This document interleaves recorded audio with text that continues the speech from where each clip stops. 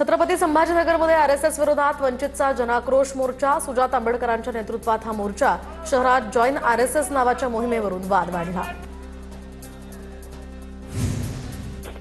जालना शहरात स्टील उद्योजकावर 4 ते 5 जणांच्या टोळक्याकडून हल्ला। उद्योजक यश मित्तल यांची कार अडवून लाथाबुक्क्यांनी मारहाण। जालना शहरातील प्रियदर्शनी कॉलनीमधली घटना। पिंपरी चिंचवडमध्ये पत्नीकडून पतीची गळा दाबून हत्या। पतीसोबत झालेल्या वादानंतर पत्नीनं ओढणीनं पतीचा गळा दाबला। पती सामाजिक कार्यकर्ता होता तर पत्नी पालिका लढण्यास इच्छुक। पती चारित्र्यावर संशय घेत असल्याचा पत्नीचा आरोप। रायगडच्या खालापूर टोल नाक्यावर भीषण अपघात। कारवरील नियंत्रण सुटल्यामुळे कार थेट डिव्हायडरला आदळली। कारमधील आजी आजोबा गंभीर जखमी तर धडकेत टोल कर्मचाऱ्याला सुद्धा दुखापत। बुलढाण्यामध्ये ब्रेक फेल झाल्यामुळे कारचा अपघात। कार कठडे तोडून 20 फूट खोल नाल्यात कोसळली। मोताळा आयटीआय कॉलेज जवळची ही घटना। कारमधील 5 जणांवर बुलढाण्यात उपचार सुरू। बुलढाण्याच्या निंभोरा बुद्रुकमध्ये मित्रांसोबत धरणात पोहायला गेलेल्या तरुणाचा मृत्यू। तब्बल 27 तासांच्या नंतर हा मृतदेह मिळाला। दरम्यान निंभोरा बुद्रुक या गावावर ऐन दिवाळीत शोककळा। वैद्यकीय अधिकारी उपलब्ध नसल्यामुळे प्रसूती दरम्यान बालकाचा मृत्यू। पालघर जिल्ह्यातल्या मोखाड्यातली संतापजनक घटना। मोखाडा ग्रामीण रुग्णालयामध्ये गरोदर महिलेला बुधवारी दाखल करण्यात आलं होतं। दक्षिण महाराष्ट्र, मराठवाडा आणि कोकण किनारपट्टी भागात पाऊस होण्याची शक्यता। हवामान खात्याकडून 12 जिल्ह्यांना येलो अलर्ट। अनेक जिल्ह्यांमध्ये विजांच्या कडकडाटासह वादळी पावसाचा इशारा। अहिल्यानगर शहरासह परिसरात जोरदार पाऊस। मुसळधार पावसामुळे सखल भागात पाणी साचलं। पावसामुळे काढणीला आलेल्या कपाशी या पिकाचं नुकसान होण्याची आता शक्यता। सांगली शहरासह जिल्ह्यातील काही भागात जोरदार पाऊस। पावसामुळे सखल भागात पाणीच पाणी तर पिकांचं नुकसान होण्याचीही भीती। रायगड जिल्ह्यामध्ये झालेल्या पावसानं भातशेतीला फटका। सुमारे 1450 हेक्टर क्षेत्रातील पिकं पाण्याखाली। कापणीच्या वेळी पाऊस झाल्यामुळे शेतकरी मोठ्या संकटात। अतिवृष्टीची शेतकऱ्यांना मदत मिळत नसल्याचा विरोधकांचा खोटा आरोप। मेघना बोर्डीकरांनी शेतकऱ्यांना आलेले मेसेजेस दाखवले। शेतकऱ्यांना मदत मिळाल्याचा बोर्डीकरांचा दावा। बार्शीमध्ये 1 एकर द्राक्ष बागेवर अज्ञातानं तणनाशक फवारल्यामुळे 10 ते 11 लाखांचं नुकसान। अज्ञात व्यक्तीविरोधात पोलिसात तक्रार दाखल। निफाड तालुक्यातील कोटमगाव या ठिकाणी 2 एकरावरील द्राक्ष बागेवर कुऱ्हाड। सततचा पाऊस आणि अतिवृष्टीमुळे द्राक्ष बागेला फळधारणा झालीच नाही। पंचनाम्यासाठी तलाठी आणि कृषी अधिकारी सुद्धा आलेच नसल्याचं समोर। लासलगाव बाजार समितीमध्ये दिवाळीनंतर कांद्यांचे लिलाव पूर्ववत सुरू। कांद्याला 1000 ते 1400 रुपयांचा क्विंटलचा दर। शेतकऱ्यांचा यातनं खर्चही निघत नाहीये। जळगावच्या मुक्ताईनगरमध्ये कुऱ्हा काकोडा या परिसरातील तलाव 100% भरला। सिंचनाचा प्रश्न यामुळे मिटल्यानं नागरिक आणि शेतकऱ्यांमध्ये समाधानाचं वातावरण। तर गतवर्षीच्या तुलनेमध्ये यंदा मोठ्या प्रमाणात पाऊस। बीड जिल्ह्यातून ऐन दिवाळीच्या सणात हजारो कुटुंब ऊसतोडीसाठी इतर जिल्ह्यात रवाना। अतिवृष्टीमुळे फटका बसल्यानं यावर्षी ऊसतोडीसाठी जाणाऱ्यांची संख्या वाढली। कित्येक घरांमध्ये यंदा दिवाळी साजरी झाली नाहीये। दोडामार्ग तालुक्यामध्ये जंगली हत्तींमुळे दर दिवशी लाखोंचं नुकसान। शासकीय दरानुसार मिळणारी ही नुकसान भरपाई होणाऱ्या नुकसानीपेक्षा तुटपुंजी। वाढीव नुकसान भरपाई मिळावी आणि शासकीय दर सुद्धा प्रतिपिकामागे वाढवण्याची शेतकऱ्यांची मागणी। बुलढाणा पंचायत समितीच्या माजी सभापतींसह ठाकरेंच्या शिवसेना कार्यकर्त्यांचा शिंदेंच्या सेनेत पक्षप्रवेश।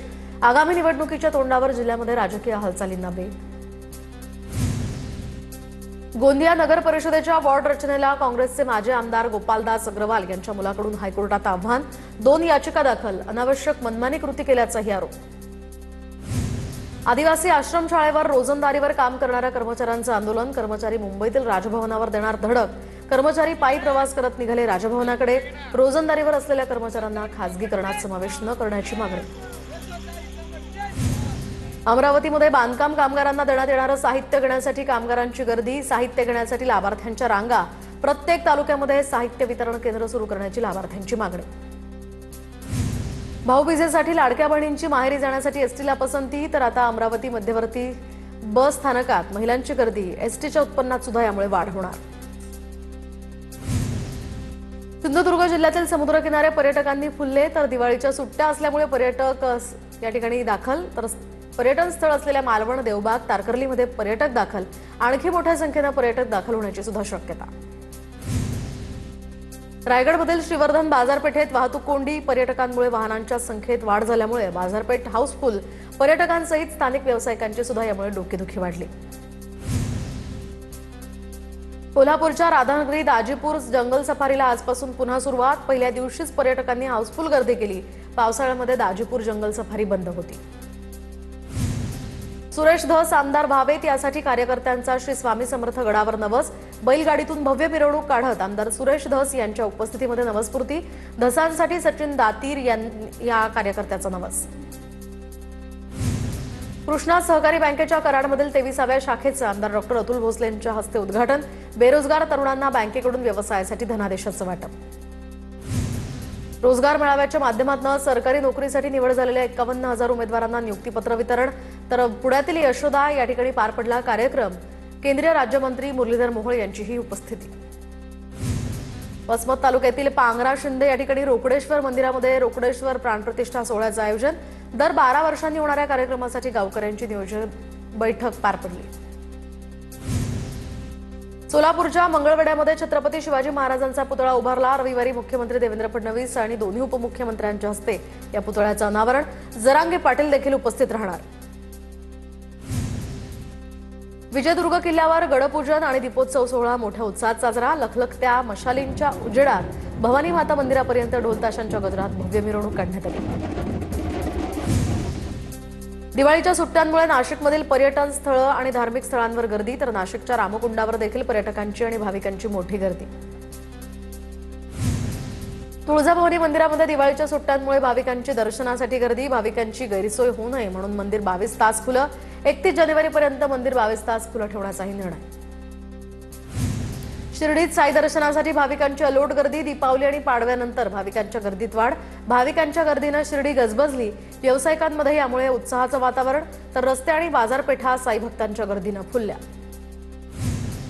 मुख्यमंत्री युवा कार्य प्रशिक्षणार्थ्यांचे प्रश्न मार्गी लावण्याची मागणी। अन्यथा कुंभमेळ्याच्या आधीच नाशिकच्या गोदाकाठी प्रशिक्षणार्थींचा मेळा होईल। तर तुकाराम बाबा महाराज यांचा सरकारला इशारा। आदिशक्ती मुक्ताईला भाऊबीजेनिमित्त आपे गावातनं साडी भेट। ज्ञानेश्वर आपेगावकर महाराज यांनी मुक्ताईनगर इथल्या मंदिरात संत मुक्ताईचा अभिषेक केला। परंपरेनुसार भाऊबीजेला पाठवण्यात येते साडी। सांगलीत साकारली विजयदुर्ग किल्ल्याची हुबेहूब प्रतिकृती। स्वराज्य दुर्गनाथ प्रतिष्ठानचा उपक्रम।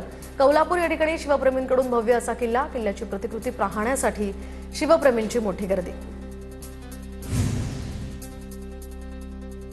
दी गिव्हिंग ट्री फाउंडेशन तर्फे आता दिवाळीनिमित्त वापरण्यायोग्य वस्तू संकलन उपक्रम। तर या उपक्रमाला नागरिकांकडून उत्स्फूर्त प्रतिसाद। नागरिकांनी जुन्या पण चांगल्या स्थितीतील कपडे, खेळणी, वह्या, पुस्तकं, स्टेशनरी साहित्य या ठिकाणी दान केले।